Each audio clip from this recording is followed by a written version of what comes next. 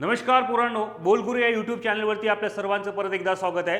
पोरांनो, आज जो झालेला म्हणजे 11 जानेवारी 2026 मध्ये जो झालेला पेपर आहे तो म्हणजे काय कंबाईन ग्रुप सी प्रिलिम्स 2025 चा जो पेपर आहे त्या पेपरचं गणित आणि बुद्धिमत्ता याचं विश्लेषण आज आपण बघणार आहोत. एकदा चेक करा हे प्रश्न सोडवायचे कसे होते आणि तुम्हाला कुठे कुठे या प्रश्नाला वेळ लागलेला आहे ते आपण या प्रश्नाचं विश्लेषण आज बघूया. चला, पहिला प्रश्न बघा पोरांनो काय आहे. हा रेल्वेवर आधारित प्रश्न आहे, म्हणजेच त्याला आपण डिस्टन्स टाइम अँड स्पीडवरचा प्रश्न म्हणतोय. नेहमीच त्याच्यावर एक ना एक प्रश्न विचारला गेलेला अजून परत हा एक प्रश्न आहे. आता बघा, मुंबई आणि गोवा या स्थानकातील जे अंतर आहे ते 540 किलोमीटर आहे. दोन्ही रेल्वे गाड्या सकाळी 7:30 वाजता एकाच वेळी या दोन्ही स्थानकावरून परस्पर विरुद्ध दिशेने निघतात. त्यांचा वेग जो आहे अनुक्रमे 60 किलोमीटर प्रति तास आणि 75 किलोमीटर प्रति तास आहे. तर त्या दोन्ही गाड्या एकमेकांना किती वाजता भेटणार होतील? मग पोरांनो, अंतरचा फॉर्म्युला समजायला माहिती आहे, म्हणजे अंतर बरोबर काय आहे तर तो आहे वेळ गुणिले वेग. परंतु इथं आपल्याला काय काढायचं आहे, वेळ काढायचा आहे. मग वेळ बरोबर आता अंतर बघा किती आहे, 540 आहे आणि भागीला करायचं आहे. दोन्ही गाड्या कशा आहे, परस्पर विरुद्ध दिशेने, म्हणजेच वेगाची इथं बेरीज करायची आहे. तर तो वेग काय येणार, 75 प्लस करायचे पोरांनो आपल्याला 60. आता हे किलोमीटरमध्ये आहे म्हणून 540 भागेला दोघांची बेरीज होते पोरांनो 135. आता 135 चूक किती होते तर ते होते 540, म्हणजे हा होतो 4 तास. आता मला सांगा, ती गाडी किती वाजता सुटली, सकाळी 7:30 वाजता सुटली. तर त्या गाड्या एकमेकांना कधी भेटणार, म्हणून 7:30 प्लस आपण जर 4 केले तर पोरांनो 7:30 प्लस 4 हे ते 11, म्हणजे 11:30ला म्हणजे 11:30 वाजता त्या एकमेकांना भेटणार. पर्याय क्रमांक 4 ह्याचं जर तुम्ही उत्तर जर क्लिक केलं असेल तर ते उत्तर तुमचं योग्य आहे. चला, समोरच्या प्रश्नाकडे जाऊया. समोरचा प्रश्न बघा पोरांनो, एक दुकानदार एका कपाड्याच्या छापील किमतीवर 25% सूट देतो, तरीही त्यास 15% नफा होतो. कपाटाची छापील किंमत जर 23,500 रुपये असेल तर कपाटाची खरेदी किंमत किती असणार? आता मी तुम्हाला नेहमी सांगितलंय, एका कपाटाची जर छापील किंमत म्हटलं पोरांनो तर ती विक्री किंमत ठरले जातात आणि विक्री किमतीवर एक तो तोटा होतो किंवा आपला नफा होतो. मग मी काय म्हटलं तुम्हाला, 23,000वर जर पोरांनो आपल्याला 15% नफा म्हणजे 15% नफा म्हणजे जर आपल्याला 115 रुपये जर भेटत असेल तर याचा अर्थ 20% सूट म्हणजेच किती, 75वर किती असं आपल्याला काढायचं. इथून तुम्हाला काय मिळणार तर खरेदी किंमत मिळणार. मग काय करायचं पोरांनो बघा, x बरोबर काय घेतो आपण, 23,000 गुणिला हे घेतोय 75 आणि भागेला हे घेतो आपण 115. आता 23 पंचे होते 115 आणि 15 होते, हे लक्षात घ्या, 15 75 बरोबर आहे. 23 एक 23 होते, 15 एक 15, म्हणजेच याचा अर्थ आपल्याला खरेदी किंमत किती मिळणार तर खरेदी किंमत मिळणार पोरांनो 15,000. म्हणजेच पर्याय क्रमांक जे आहे तर ते 3 हे तिचं योग्य उत्तर आहे. तुम्ही जर पर्याय क्रमांक 3 हे योग्य टिक केलं असेल तर तुमचं उत्तर योग्य आहे. चला, समोरच्या प्रश्नाकडे बघा. समोरचा प्रश्न आपल्याला कशावर दिलेला आहे, एक स्तंभालेखावर दिलेला आहे. तो काय म्हणतो बघा, खालील स्तंभालेखावरून वर्ष 1976 ते 1980 पर्यंत उत्पादन किती टक्क्यांनी कमी झाले? पोरांनो बघा, 1976 मध्ये ते किती होतं, 3,000 होतं आणि 1980 मध्ये ते किती होते, 500 होतं. म्हणजेच 3,000 मधून जर आपण 500 मायनस केले तर याचा अर्थ त्यांच्यातला जो फरक आहे तो किती आहे, 2500 आहे. म्हणून 2500 भागेला करायचे आपल्याला 3,000 आणि गुणीला करायचे होते पोरांनो 100. 0 जर आपण कॅन्सल केले, हा आणि हा 0 जर कॅन्सल केला, 3 8 किती होते, 24. 3 8 24 म्हटलं तर 8 कुठे दिसते तुम्हाला, फक्त 8 इथे आणि इथे दिसते. म्हणजे येणारं उत्तर जर 3 8 24 उरले किती पोरांनो, 1 3 त्रिक 9 होणार. म्हणजेच आपलं उत्तर किती येणार, 83.30%. पर्याय क्रमांक जर याचं तुम्ही 2 हे जर क्लिक केलं असेल तर तुमचं उत्तर पोरांनो काय आहे, योग्य आहे. चला, एकदम सोपा प्रश्न होता, एवढे काही कठीण प्रश्न नव्हते याच्यामध्ये.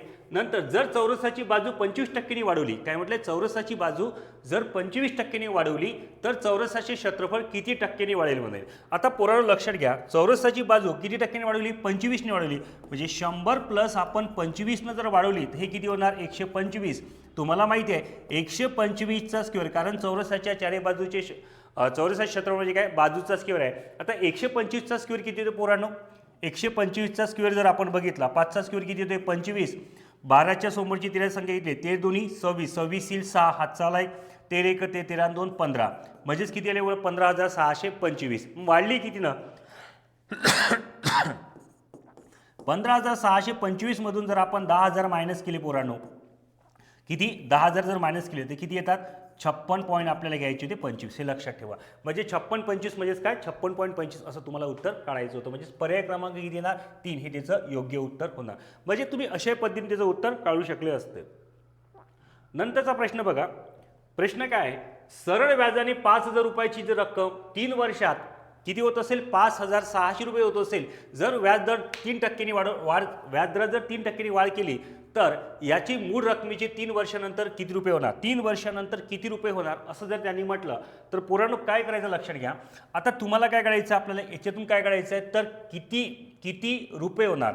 मग रुपये किती होणार तर पहिले बघा मुद्दल किती आहे पोरांनो, हे 5,000 आहे, गुणेला किती वर्षांमध्ये 3 रेट ऑफ इंटरेस्ट 3% वाढवल्यानंतर 3 वर्षामध्ये होणारी जी वाढ आहे, होणारी वाढ तर बघा 100 करायचं, 100 गुणिले 100 इथं म्हणजे 100 आणि इथे 2 शून्य कॅन्सल केले, 3 त्रिक 9, 9 पाचशे किती होते पोरांनो 45, म्हणजे 450 न वाढ होते.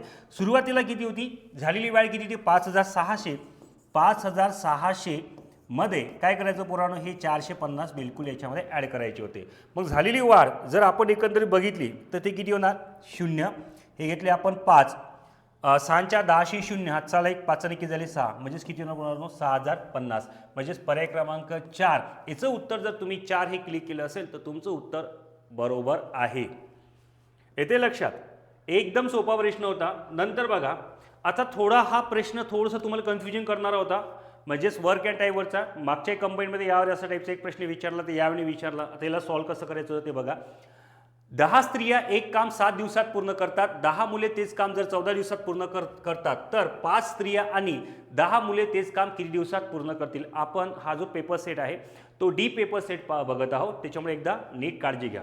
आता पोरांनो एक लक्षात घ्या रे, तुम्हाला काय दिसते 10 स्त्रिया, पोरांनो काय करायचं 10 स्त्रिया ज्या आहे या 10 स्त्रिया किती दिवसात काम करतात 7 डेजमध्ये काम करतात. येते का लक्षात, म्हणजे 7 दिवसात काम करतात, हे नीट लक्षात ठेवा. त्याच्यानंतर 10 मुले ते काम किती दिवसात पूर्ण करतात तर पोरांनो 14 दिवसामध्ये हे काम करते. येते का लक्षात. आता एकंदरीत 5 स्त्रिया आणि 10 मुले तेच काम किती दिवसामध्ये पूर्ण करेल असं जर एकंदरीत विचारलं तर याचं शॉर्टकट मी तुम्हाला सांगतोय, हे लक्षात घ्या. डावी बाजू बरोबर काय करायचं पोरांनो इथं उजवी बाजू घ्यायचं. ठीक आहे. आता डावी बाजू काय म्हणतात 10 मुले ते किती करतात 14 दिवसामध्ये करते, तर 10 स्त्रिया त्या किती दिवसात करतात 7 दिवसामध्ये करते. म्हणजे याचा अर्थ आपल्याला काय करायचं क्रॉस मल्टिप्लिकेशनमध्ये करायचं. म्हणजे कसं आहे आता इथं बघा डावी बाजूमध्ये तुम्हाला एवढंच करायचं आहे 10 गुणेला आपण किती अशी घेऊ संख्या, म्हणजे इथं येणारी 5 गुणेला स्त्रिया, हे लक्षात घ्या. जर स्त्रिया घेतल्या तरी तुम्ही चालते. स्त्रिया जर आपण बघितल्या 5 गुणिले किती घेतले 14, ह्या जर स्त्रिया घेतला तर मुले ते काम किती दिवसामध्ये करेल, म्हणजे किती 10 मुले ते किती दिवसामध्ये काम करतील. तर बघा 14 पंचे किती होते पोरांनो 14 पंचे होते 70. म्हणजे मी जर बाय ऑप्शन्स गेलो, मी काय गेलो बाय ऑप्शन्स गेलो तर ऑप्शनमध्ये मला इथं मी अशी कोणती संख्या घेऊ, म्हणजे ही 7 जर मी घेतली तर याचा अर्थ 10 गुणिले 7 म्हणजे किती होणार 70 होणार. म्हणजे इथे 70 बरोबर काय येणार 70 येणार. म्हणजेच याचा अर्थ पर्याय क्रमांक 2 हे तिचं काय असणार योग्य उत्तर असणार. बस तुम्हाला या अँगलला तिचं उत्तर घ्यायचं होतं, कारण इथं तुम्हाला प्रमाण सारखं दिलं आहे. जर तुम्हाला हे नसं समजलं तर दुसरी पद्धत अशी आहे की जर बघा आता 10 जी मुलं आहेत ती किती दिवसात काम करतात 14 दिवसामध्ये करते. म्हणजे जर आपण प्रमाण सारखं केलं तर इथं x बरोबर जर 14 घेतले आणि y बरोबर जरी 14 होत असेल तर पोरांनो काय करा 14 गुणिले 14 करा आणि या दोघांची बेरीज करा, म्हणजे 14 + 14 करा. 14 14 किती होते पोरांनो 28. तर याचा अर्थ बघा 14 1 14, 14 2 28 होते, 2 1 2, 2 7 14 होते. म्हणजे किती दिवसात करणार 7 दिवसात.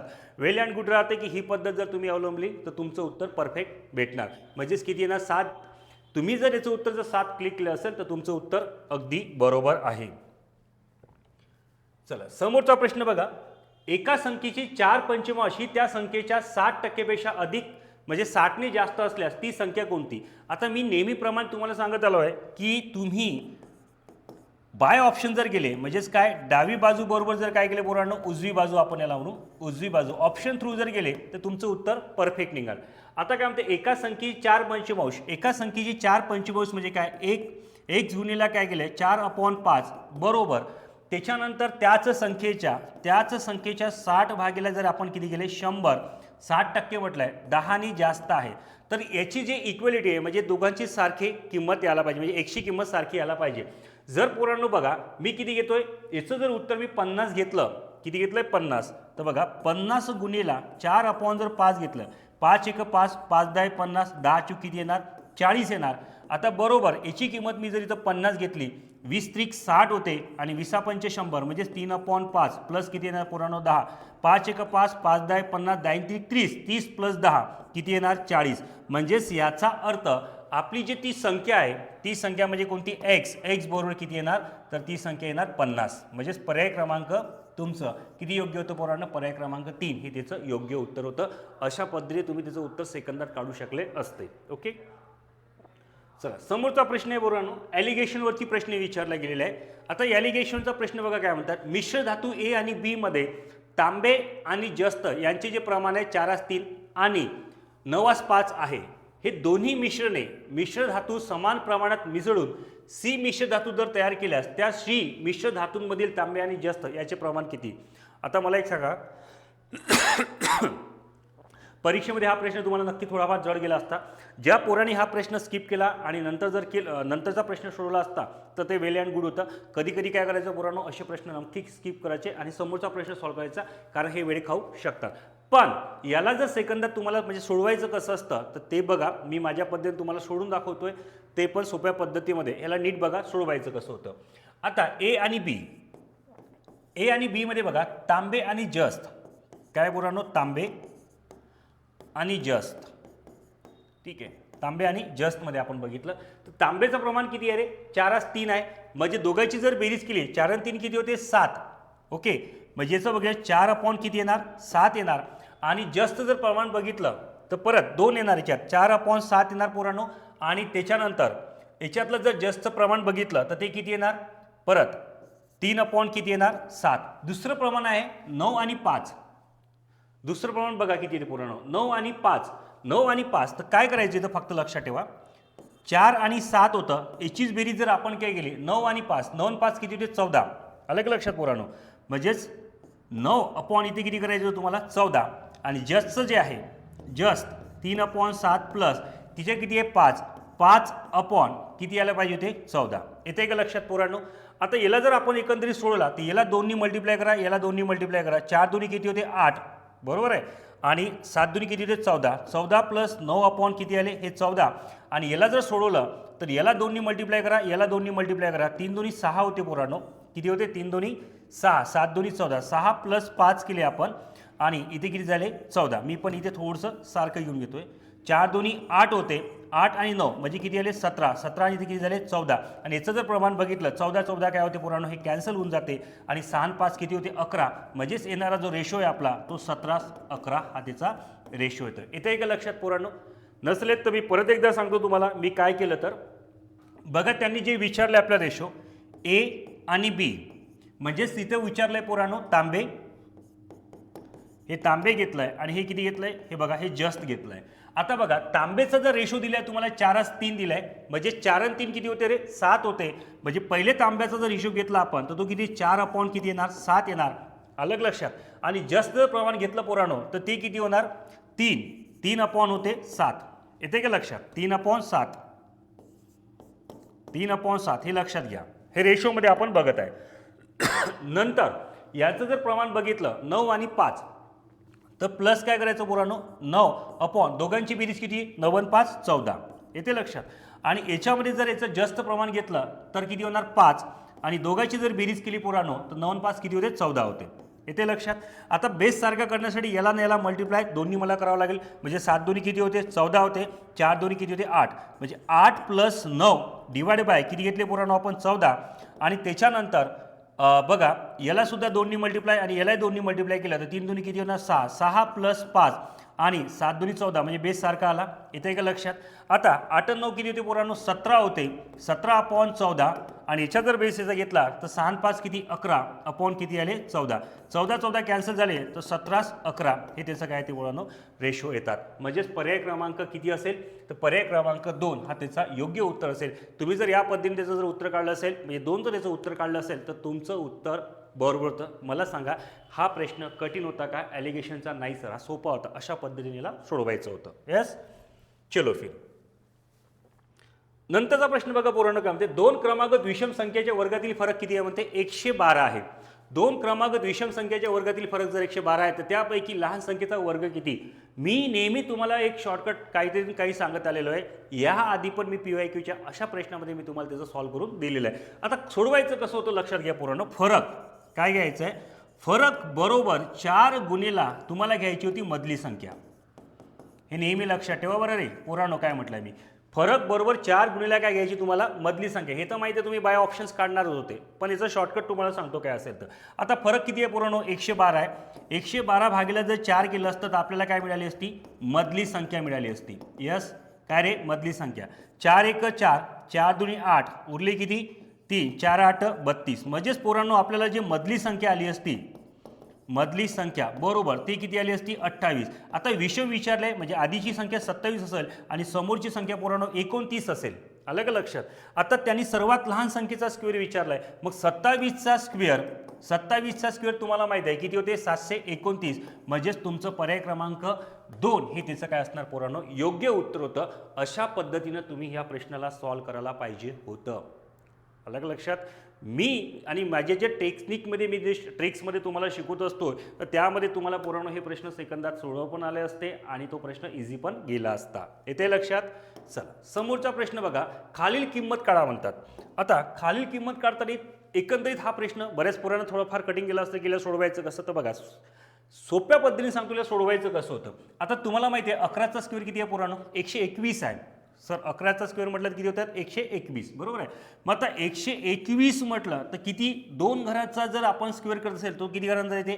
दशांतीचे 4 घर आधी येते. 1 2 3 4 आणि इथे 0 घ्यायला पाहिजे. इथे लक्षात पोरांनो. त्याच्यानंतर इथे मायनस. आता 1चा स्क्वेअर किती होणार? 1 होणार. इथे सुद्धा किती 0 येणार? 4. 1 2 3 इथे घ्यायला पाहिजे 4. आलं का लक्षात? आणि याच्यातला फरक आता इथे जे आहे ते 1.2 आहे. इथे लक्षात? बस. आता मला सांगा 0.0121 मधून जर 0.001 जर आपण मायनस केलं तर याचं उत्तर किती येणार पोरांनो? सर 0.0 किती येणार? 12 येणार. बरोबर आहे. आणि इथे किती? 1.2. आता एक टेक्निक अशी सांगतोय. हा दशांश इथे किती घरा दिले पोरांनो? 3. तर इथं 3 डॉट घ्यायचे, इथे 1 डॉट घ्यायचा. 1 1 0 कॅन्सल झाले. हे 2 0 इथं घेऊन यायचे. म्हणजेच याचा अर्थ हे 12 भागीला किती झाले? हे झाले पोरांनो 1200. 12 1 12, 12 1 12. म्हणजेच याचा अर्थ 1 भागीला किती असेल पोरांनो? हे 100. आता तुम्हाला माहिती आहे 1 भागीला 100 असेल तर 2 शून्य वरतं चढून द्यायचे. म्हणजेच आपलं उत्तर किती येणार? 0.01 येणार. म्हणजेच पर्याय क्रमांक 1 हे त्याचं योग्य उत्तर असणार. अशा पद्धतीने जर हा प्रश्न तुम्ही सोडवला असता तर डेफिनेटली तुमचं उत्तर बरोबर आलं असेल. आणि जर कधी जर समोर असा प्रश्न येईल तर लक्षात ठेवायचं, याची काळजी घ्यायची, हा प्रश्न अशा पद्धतीने सोडवायचा. एस चला समोरचा प्रश्न बघा पोरांनो काय म्हणता. एका सांकेतिक भाषेत तुम्हाला काय दिलाय? थँक्स हा शब्द दिलाय. थँक्स हा शब्द कसा लिहाय? SKNTHA असा दिला आहे. तर त्या सांकेतिक भाषेत स्टुपिड हा शब्द तुम्हाला कसा लिहायचा होता पोरांनो? आता याच्यात नेहमी आयोग एक ना एक क्ल्यू देत असतात. तो काय देत असते पहिले बघा. आता मला सांगा हा TH आहे याच्यातला थँक्स मधला, लक्षात घ्या हा पोरांनो थँक्स आहे. या थँक्स मधला जो हा यस आहे तो याच्या खाली आलेला आहे. आलं का लक्षात? आणि इथून 2 घर सोडून हा इथं काय आलेला आहे? हा ए आलेला आहे. बस हे लक्षात तुम्हाला ठेवायचं आहे. आता इथं दिलेला शब्द कोणता आहे पोरांनो? स्टुपिड दिलेला आहे. कोणता आहे रे? स्टुपिड. हे लक्षात घ्या. स्टुपिड दिला असेल तर पहिले याच्या खाली काय येणार? डी येणार. आणि याचे हे 2 अल्फाबेट सोडून याच्या खाली येणारा शब्द कोणता आहे? अल्फाबेट कोणता आहे? तर इथे यू आहे पोरांनो. कोणता आहे? यू.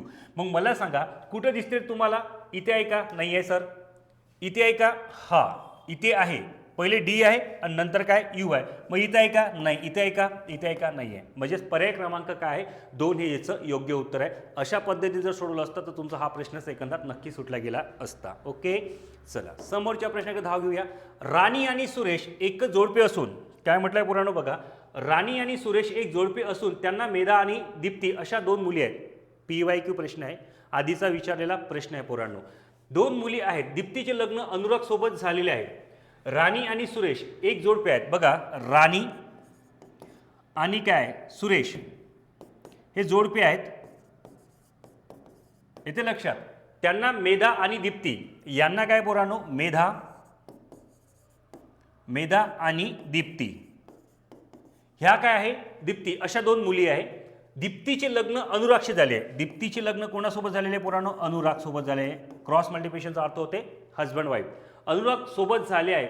जो गरिमा आणि तुषार याचा काय मुलगा आहे. बघा, जो कोणाचा आहे, गरिमा आणि तुषार याचा मुलगा आहे. म्हणजे याचा जो मुलगा कोण आहे, हा कोणाचा मुलगा आहे, गरिमा आणि तुषार.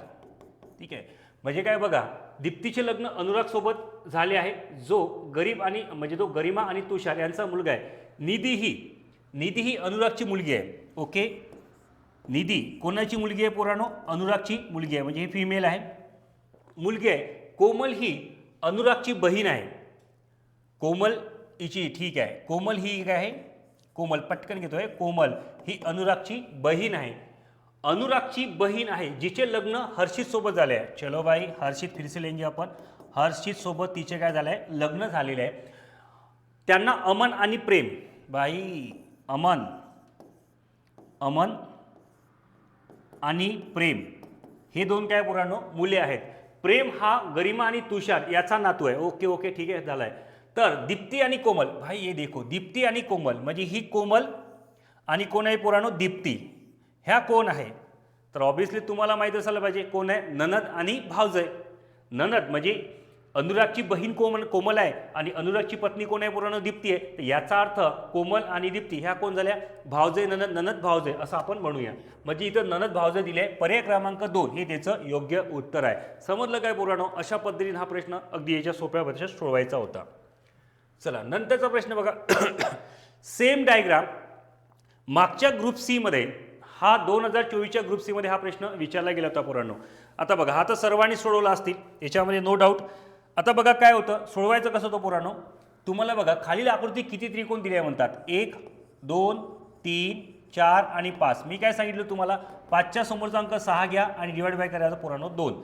बे 1 बे होते, बे 3 6 होती, 3 5 15. म्हणजे जर तुम्ही याचं उत्तर क्रमांक 2 केलं असेल तर हे उत्तर काय असेल पोरांनो, तुमचं योग्य असतील. ठीक आहे, चला समोरच्या प्रश्नाकडे जाऊया. आता बघा, स्पंदनने 120 पानाच्या एका पुस्तकाचा 3/6 भाग वाचला असेल तर त्याने पुस्तकाची किती पाने वाचली नाहीत. आता किती पाने म्हणजे त्यांनी 50% वाचलं ना पोरांनो. 3/6 भाग म्हणजे काय होते, 3 1 3 होते, 3 2 6 होते, म्हणजे 1/2 भाग वाचलाय. टोटल पाने किती आहे, 120 आहे. म्हणजे बे 1 बे 60 दोन्ही किती होते, 120. म्हणजे त्याचे 60 पाने पोरांनो, 60 पाने हे काय आहे वाचायची असेल. म्हणजेच पर्याय क्रमांक 2 हे त्याचं काय असणार, योग्य उत्तर असणार. अशा पद्धतीने तुम्हाला याचं उत्तर काढायचं होतं. सर, नंतरचा प्रश्न बघा, खालीलपैकी कोणता पर्याय दिलेली अक्षरमालिका पूर्ण करेल म्हणतात. आता हा लयबद्ध अक्षरमालेवरचा प्रश्न होता, वारंवार विचारला गेलेला आहे. याच्या आधी खूप वेळा प्रश्न हा असा विचारला गेला आहे पुरानो. आता बघा, टोटल अल्फाबेट मोजून घ्यायची आपल्याला. 1 2 3 4 5 6 7 8 9 10 11 12 13 14 15 16 17 आणि 18 होते. आता 18 मध्ये याला काढायचं कसं बघा, बघा पोरांनो, ए आणि इथे घ्यायचं होतं तुम्हाला बी, हा एक झाला. परत ए 3 वेळा हा बी, त्याच्यानंतर परत ए आणि हा बी. ओके, म्हणजे हे झालं 1 2 3 4 5 6 7 8 9 10 11 12 आणि त्याच्यानंतर 13 14 15 16 17 आणि इथे घ्यायला पाहिजे ते 18. म्हणजे तुमचं उत्तर इथं बी. अलग लक्षात, इथे बी आलंय म्हणजे हा बी घेतलाय पोरांनो. थोडंसं मी इथे दाखवतोय. म्हणजे हा आपण बी घेतला, 1 2 3 1 2 3 इथे ए येणार, सॉरी इथे बी येणार. ठीक आहे, इथे बी येणार.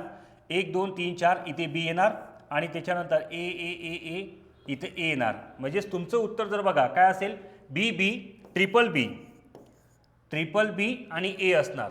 बरोबर आहे, ट्रिपल बी ए कुठे दिसतात पुरानो, ट्रिपल बी ए. म्हणजेच पर्याय क्रमांक 4 हे तुमचं योग्य उत्तर असायला पाहिजे. नंतरचा प्रश्न बघा, खालील अंकमालिका पूर्ण करायची आहे पोरांनो. आता 375 अंकमालिका पूर्ण करायचं आहे 3.75 मध्ये जर मी पोरांनो 1.25 प्लस केले तर मला उत्तर किती मिळणार, याचं पॉज पॉईंट 0 मिळणार. आता याच्यामध्ये परत मी 1.25 जर प्लस केले तर किती मिळणार पोरांनो, 6.25 हे मिळणार. याच्यामध्ये जर मी परत 1.25 जर ॲड केले तर किती मिळणार पोरांनो, 7.50 मिळणार. आणि याच्यामध्ये जर मी 1.25 जर ॲड केले तर मला 8.75 मिळणार. आणि याच्यात जर 1.25 जर ॲड केले तर ऑब्व्हियसली मला किती मिळणार पोरांनो, 1 बघा 8.75 मध्ये 8.75 मध्ये जर मी 1.25 जर ॲड केले तर 5 आणि 5 10, 7 आणि 2 9 आणि 1 10, 8 आणि 1 9 आणि 1 किती होते 10. म्हणजेच तुमचं उत्तर किती यायला पाहिजे पोरांनो, 10 यायला पाहिजे. पर्याय क्रमांक 4 हे त्याचं योग्य उत्तर असणार. चला समोरचा प्रश्न बघा, डायरेक्शनवरती प्रश्न विचारलाय पोरांनो. हा प्रश्न कसा होता, आदित्य घरापासून उत्तरेकडे चालत जातो. ठीक आहे, आपण आदित्य जो घेतला तो आदित्य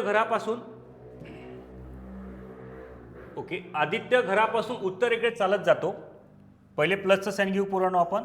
तो उत्तरेकडे चालत जातो, तो उजवीकडे वळतो. तो कुठे वळतो पोरांनो, उजवीकडे वळतो. म्हणजे इकडे उजवीकडे वळलाय आणि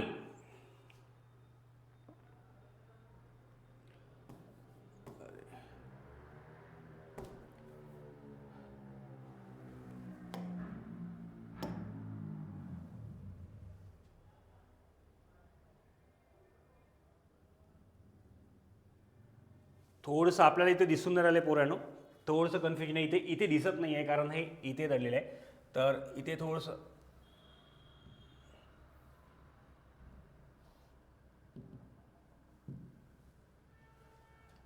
आणि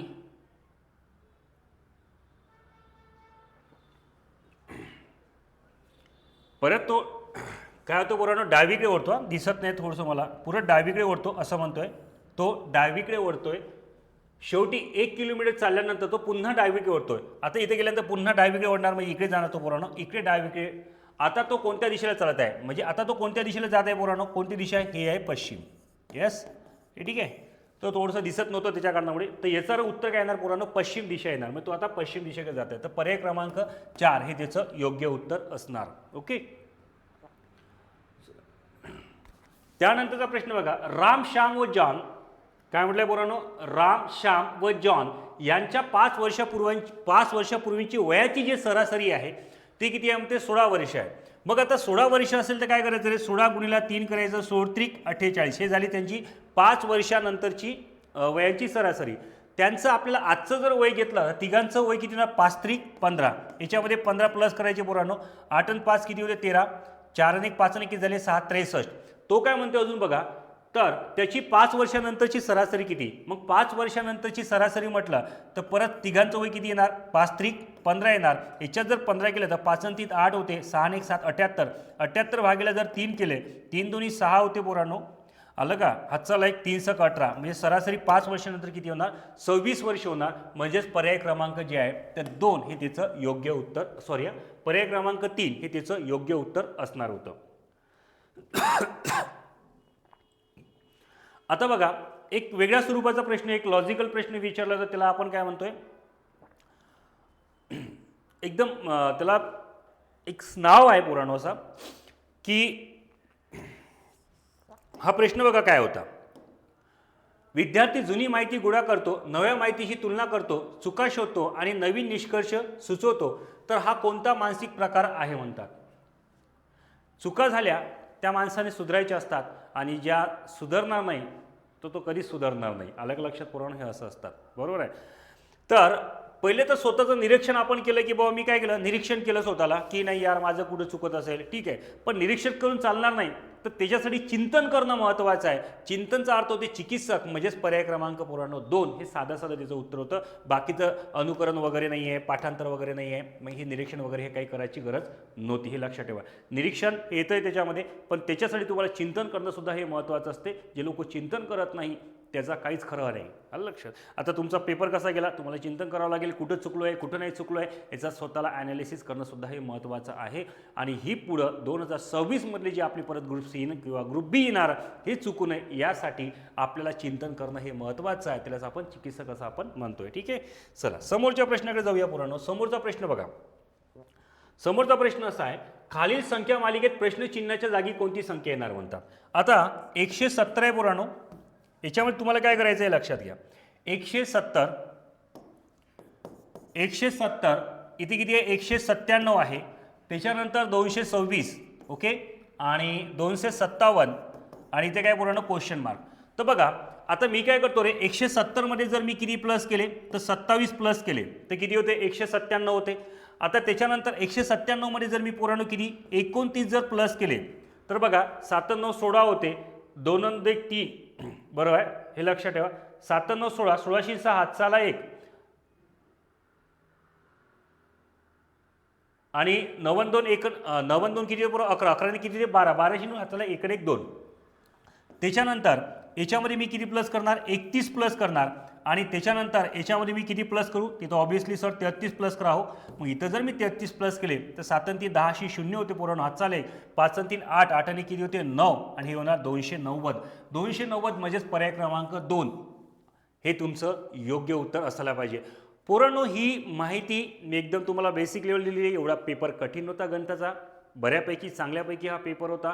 म्हणजेच बेसिक टू मॉडरेटपर्यंत आपण याला पेपर असं म्हणू शकतोय. 18 प्रश्न हे सोपे होते. 2 क्वेश्चन थोडे फार कठीण होते पण ते मी तुम्हाला सॉल्व्ह करून दाखवले. त्याच्यामुळे हे लक्षात ठेवा यापुढे येणारे पेपर अशा पद्धतीने हे सॉल्व्ह करण्याची ताकद ठेवत चला.